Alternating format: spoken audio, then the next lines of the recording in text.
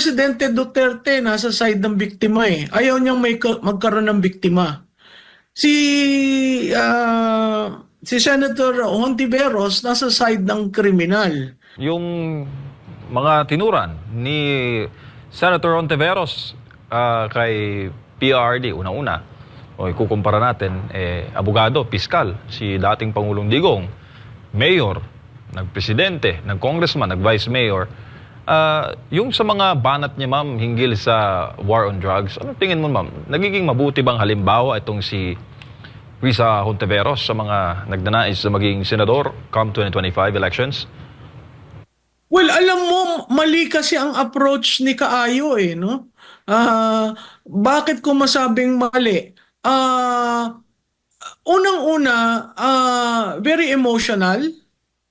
Linalagyan niya yung emotions dun sa mga kaso.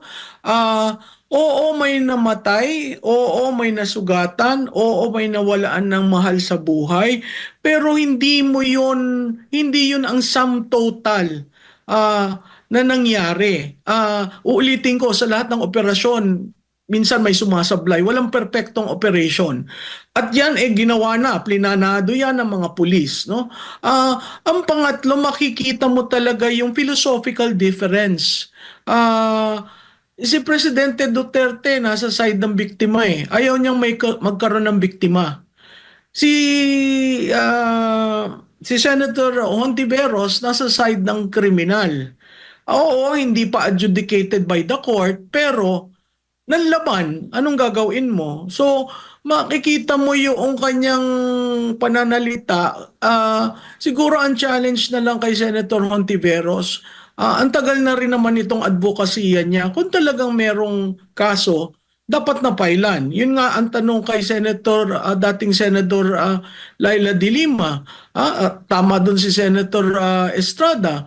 Ikaw ay isa sa pinakamalakas, pinakamakapangyarihang kalihim nung panahon ni Presidente Aquino. Bakit hindi mo final? Ako, ang sagot ko doon, kasi it was a political narrative. Kailangan nila makadiscover ng dumi ni Duterte, dalhin sa national, kasi yung 2016 was a presidential campaign season.